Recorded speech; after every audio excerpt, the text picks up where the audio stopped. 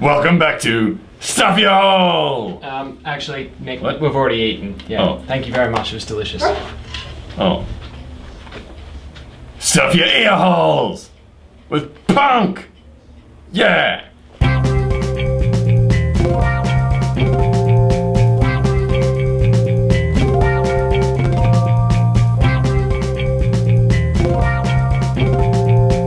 Bad Religion started out in 1979 when frontman Greg Graffin and guitarist Brett Gurewitz got together at high school and just decided to form a punk band. They started out just playing little gigs in local bars and at friends' parties. Despite the band's name and their logo, they don't actually consider themselves really to be anti-theist.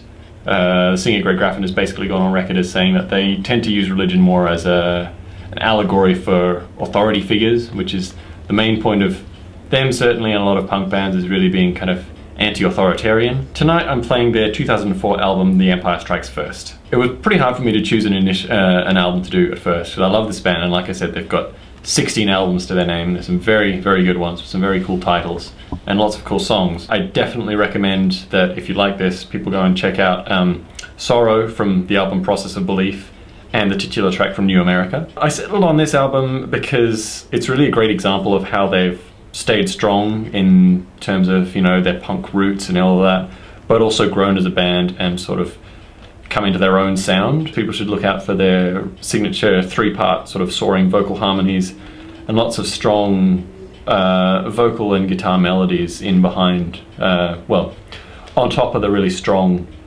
bass line and drum lines. This one's also an album that really shows their strong passion for social justice. I mean, in songs like Boot Stamping on a Human Face Forever, and also shows their passion for really standing up to authority and conformity with their song The Empire Strikes First, and their sort of idea of promoting humanism through the songs Atheist Peace and God's Love.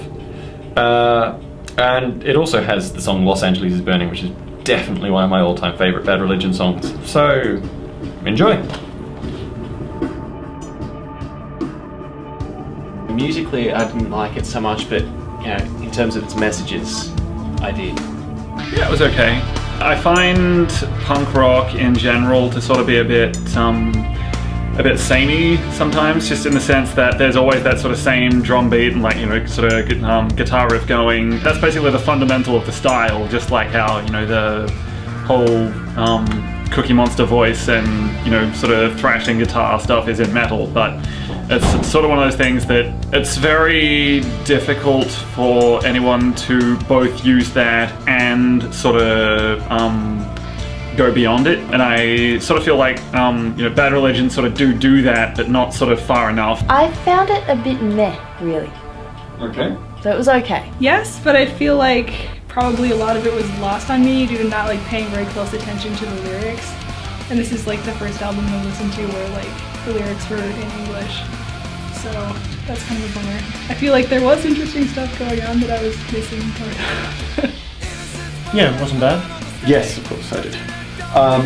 Like I said at the beginning, it took me a long time to try and figure out one album to do, because the thing I have with Bad Religion is I love them as a band and I love a lot of their songs, but often I will love songs as opposed to whole albums, so I really kind of listened through and thought, oh, which one has the most songs that I like and listen to on their own?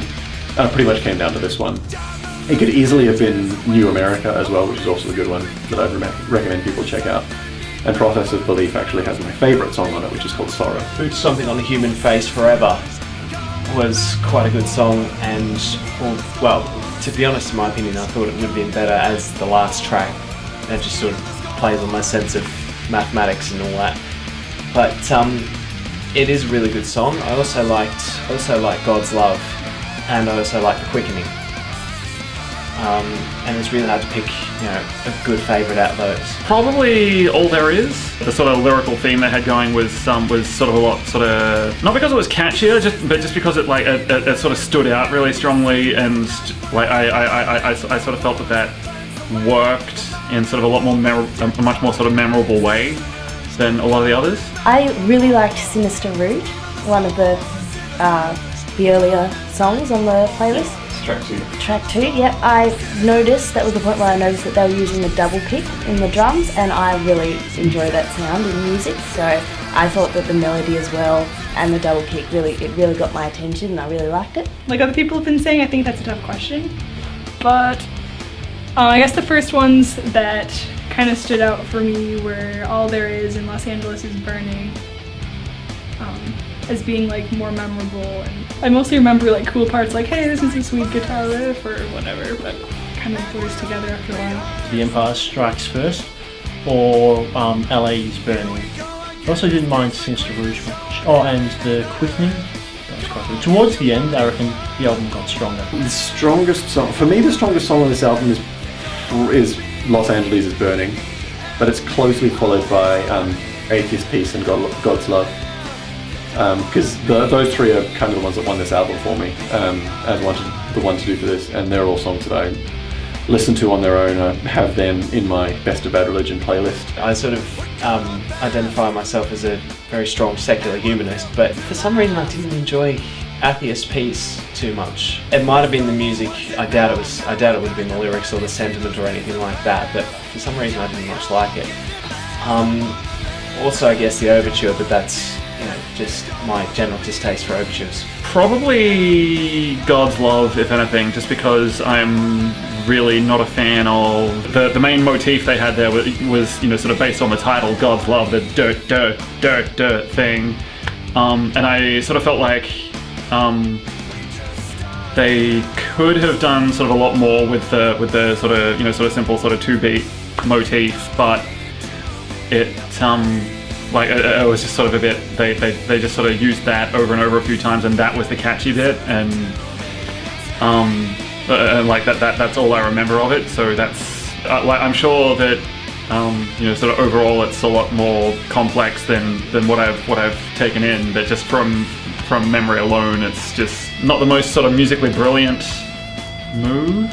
Social suicide, I think, the only reason why I think that is because it was after the strongest song for me. So it was a bit of a letdown afterwards. Or I think I wrote down, I felt it was overshadowed, rather than letdown, that's the wrong word to use, but I felt it was overshadowed. I might just say Sinister Rouge because I didn't realize that's what song it was until it was already over, and I was like, oh, they were yelling Sinister Rouge. Probably because like the overture led into it, and I just didn't expect the songs to each be that short, so it just kind of, the first ones blew by and I kind of missed it. I would have to say some of the early songs, I couldn't quite remember what they were called because the first couple of songs did seem to fly by and it was harder to keep track of them. That was a tougher one, and I'm kind of going to go against some of the other guys in the group and say for me the weakest one was possibly The Quickening, just because for me, compared to the other ones, it's not as lyrically strong. There's a bit more sort of repetition towards the end of it. I mean, which can be good in its own right, but I have a very big focus on lyrics in the music I listen to. When there are lyrics. I mean, I like a lot of instrumental stuff too. But definitely when it comes to Bad Religion, they're more sort of lyrically strong and thought-provoking songs are the ones that I really like. I only really listen to it when Green Day is shoved on the radio or something like that. But I not put Green Day together with Bad Religion. No, okay. I reckon that like I'm going to say this. The two of them sound reasonably similar, although I will admit Green Day is Green Day is pretty atrocious apart from that one song, Good Riddance. Surprisingly, yes. Actually, I've got a fair bit of Offspring. I've got a little bit of Green Day sitting on my hard drive, which I don't listen to much. More the Offspring sort of stuff. Oh, that's actually about it as far as what I've actually got that I can think of straight away. I do a bit. I have a lot of punk, more of the poppy mainstream punk on my iPod. That I listen to when it comes on. Not really. I think I play a lot of Rock Band and Guitar Hero and stuff, and I think some has crept into there, but don't deliberately listen to this. No. On my phone, the total amount of punky songs I've got, it's maybe 6 songs from Green Day, about as many from The Offspring. I've got an album by Moby called Animal Rights, which is really bizarre. It's a combination of punk, ambient and metal. It actually is worth checking out. I actually laugh at times when Moby does the full-on sort of punk screaming, and it's hilarious, but it's actually surprisingly good. I do, all the time. I mean, Not totally all the time, because I'd listen to other things too, but my punk stuff is definitely kind of a day-to-day what I listen to most often. Quite a lot of Bad Religion. I listen to a little bit of My Chem's later stuff as well, although they fall into the grey area of pop punk too, but I mean, I still kind of like them because they're writing music that they enjoy making.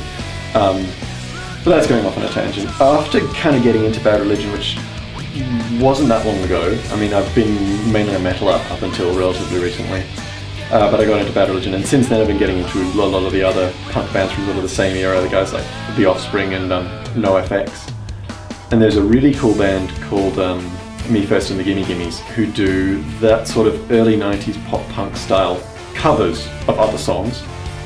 And they're just a lot of fun and they're really cool. I probably would listen to it again, probably once or twice. It's not my normal style of music, but I'd listen to it again just because a few of the lyrics were incomprehensible, and that's I'm told that's normal for punk rock. So Yeah. Yes. Yeah, I definitely would, because like I was saying, I think I missed a lot of the lyrics and all the stuff about social justice and stuff that you're talking about. It'd be cool to actually see what they're saying. Maybe. I've never been the biggest fan of punk music, even when I was younger, and my music taste. I don't mean to diss punk music, but it is musically a simpler type of music, and I prefer my music a bit more complex. And I never really got into punk music that much, and I'll listen to it again, but I can't see myself listening to it again much. Definitely, yeah. And I mean, as I said before, now I hadn't really listened to this whole album on its own that much, but I probably will now, because listening to it all now, I realise that I actually really like most of these songs. I guess I feel like I should clarify the Green Day thing, because a lot of people have been mentioning it. It makes sense because when it comes to punk, they're quite popular. And up until very recently, I mean, I have liked them a lot as well. I mean, I quite like Green Day as well, and I got into them with American Idiot, which is the time when a lot of people say that they just kind of went downhill and started selling out or whatever. Shut up. Personally, I don't care. Again, they're kind of just writing music that they like to write. They're writing music they want to listen to, which is the best you can say of any band, I think. No, I really liked the way they used the double beat pattern. I noticed that it was an original element in their music for me. Because it does seem a bit samey, like Mark said sometimes, so this was really interesting. And I think the comparison isn't that unfounded, because, I mean, Bad Religion really were sort of the seminal punk band of the 90s. I mean, 80s and 90s, I guess, but during the 80s there were a lot of other bands around. The 90s were really when they came into their own.